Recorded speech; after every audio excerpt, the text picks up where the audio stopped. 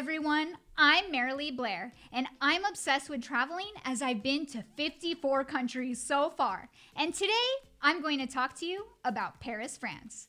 Did you know that Paris, France is actually the #1 travel destination and most visited place in the world? According to a lot of my research, Paris, France has been the #1 most visited country for the last 30 years in a row, with over 89 million tourists to date. And it's considered the most famous city in the world because everyone knows about the iconic Eiffel Tower, which is why even Las Vegas had to make their own version of the Eiffel Tower for people to visit in the United States. But there is so much more to Paris than just the Eiffel Tower. When I think about Paris, I think of romance, love, delicious croissants, pastries, amazing sights, macarons, and the incredible fashion. I've been to Paris, France 3 different trips so far. So I would say I'm a pretty good expert in Paris. So here are some of my travel tips for hotels, activities, and recommendations of things to do in the city of love. Let's start with hotels. So my most recent 3rd trip to Paris was this past December 2022. And this time around, I knew I wanted to stay at a hotel with a balcony view of the Eiffel Tower, so I could enjoy the view any time of day to night when it magically sparkles into the night sky from my room.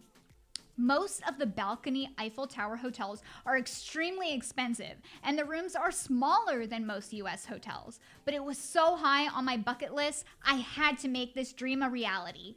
After so much research, I was finding a lot of Eiffel Tower hotels costing between $1,500 to $5,000 a night.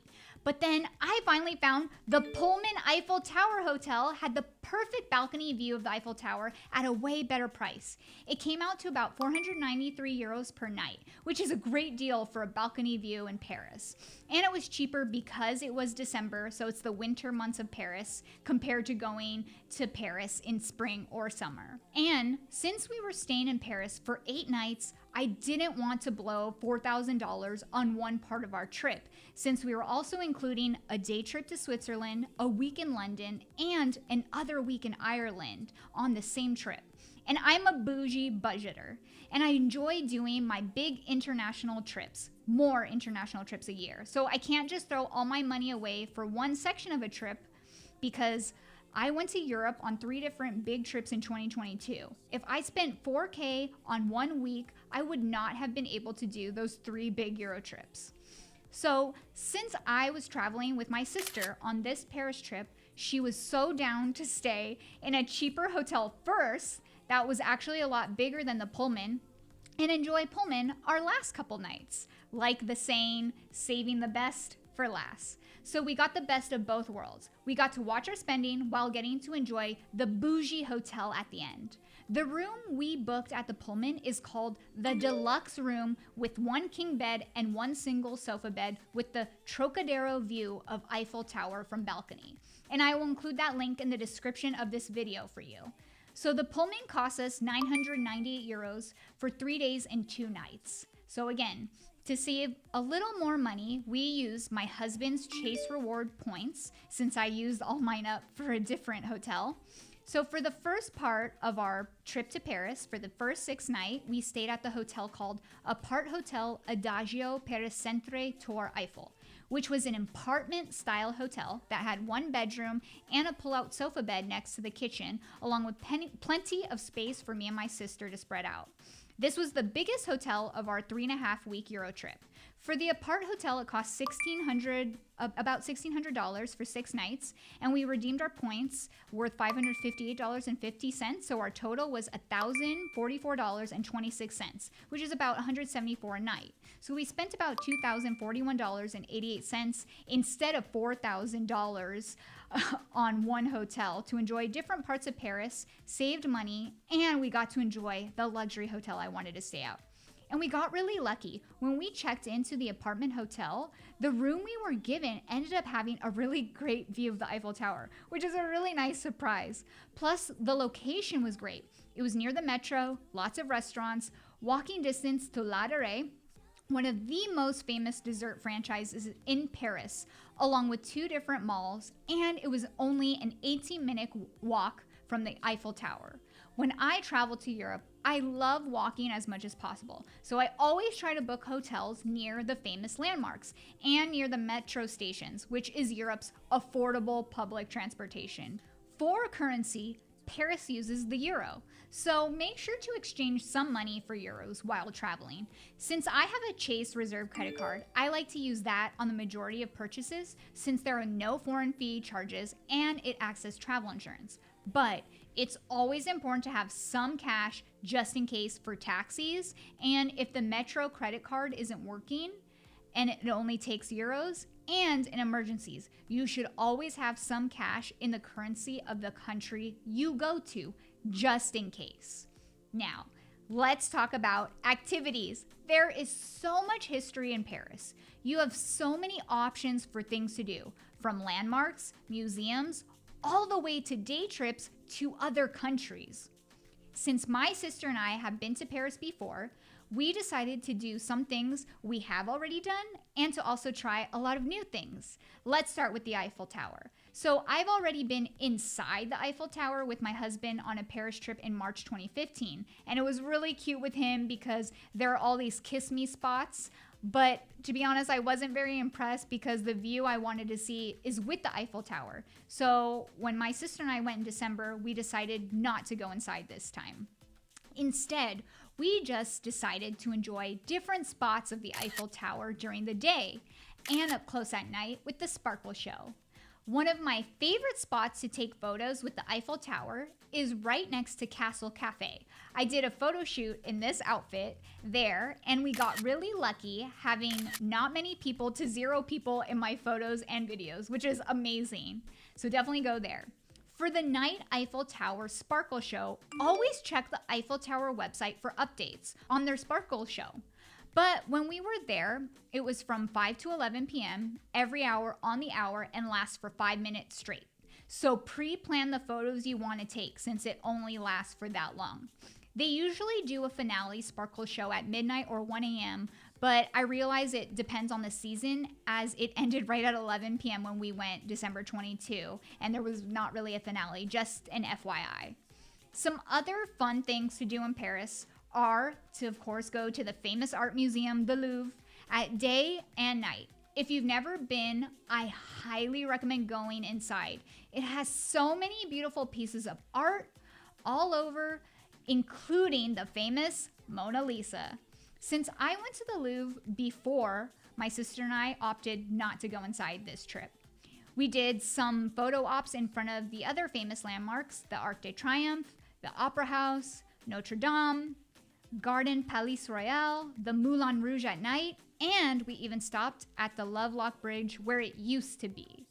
Another free activity I recommend, especially during Christmas time, is to go in the Galeries Lafayette Haussmann Mall. It has one of the largest fake Christmas tree decorations in the entire mall, and it does its own light show so you can enjoy it while holiday shopping. And there is a free observation deck with a gorgeous 360 view of Paris for everyone to enjoy. It's always good to take advantage of free observation decks. We also did a tour of the catacombs of Paris, which was amazing to learn about the history of how the catacombs got there. It's underground and holds more than 6 million people in a small part of a tunnel network built to consolidate Paris's ancient stone quarries since the Middle Ages, and we were given an audio guide to guide us through the tunnel. I highly recommend to book tickets ahead of time. We read so many reviews that said the lines were really long, so we used Get Your Guide and bought tickets, skip the line tickets actually, and audio, so we could do it at our own pace. It costs us $61.04 for the 2 of us. Then, for another tour that we went to was the famous Palace of Versailles, and I also read reviews that the lines were really long, so we decided to book a 6-hour guided tour on Get Your Guide again, got skip the line tickets, round trip transportation, access to the gardens, a great guide, and it cost us 198 euros for 2 people. And for our last tour, my sister has never been to Switzerland, so I researched the closest train and city to Paris, which is Geneva, Switzerland. It takes about 3 hours to get to Geneva from Paris and back. So I booked our round-trip tickets through Rail Europe, and it costs $130.95 for the two of us, which was a fun way to see an other country so close by and to experience something different, which is why I am obsessed with Europe's trains, metro, and bus system. It's so easy to use, reasonably priced, and extremely convenient to get around without breaking the bank and without having to fly. In Geneva, we just enjoyed walking around the main part of the city, around the lake, not too far from the train station, maybe about 25-minute walk from the train station. And we mainly just enjoyed the Swiss food. We just ate all day. We started our foodie day with hot chocolate and jam at this really adorable cozy spot called Cottage Cafe. We took tourist photos, and then we ate again and went to White Rabbit for brunch, which is a really cute Instagram spot. And then we ate again for dinner and enjoyed one of our favorite dinners the entire Euro trip, Place du Mollard. It had the best salmon of this trip for me, and my sister actually loved their French onion soup the most. And then we ended our day in Switzerland with buying a bunch of chocolate for dessert from Laderac. Speaking of food, last but not least, here are some of my top favorite food recommendations in Paris. Le Procrep is an amazing dinner restaurant with so much history. It was founded back in 1686, and it is considered the oldest cafe in the capital, and it was the very first cafe to ever serve coffee in Europe. Famous writers, philosophers, and celebrities of that time, like Napoleon, Voltaire, and Marie Antoinette, used to dine there. There is also a legend that the Diderot's Encyclopedia was created here. It was definitely my favorite restaurant of the trip, and they had the best escargot and fresh onion soup of my life. I can still taste it. And Café Marly at the Louvre in Paris was my favorite coffee on this trip. It had amazing views of the Louvre, and it was freezing outside. It was below 40, so the restaurant gave us blankets to customers so that way we could keep warm. Our favorite dessert, sandwich, croissant, and bakery shop of the entire trip is called Le Pain au Naturel, and it's walking distance from the catacombs. They had everything you could possibly be craving in Paris, and the food was made fresh every day. I can still taste my chocolate croissant from there. We also got to enjoy room service breakfast from the Pullman Hotel. It was easy to order and affordable. You just put what you wanted for breakfast and what time you wanted it served on the room menu that they provided in your room.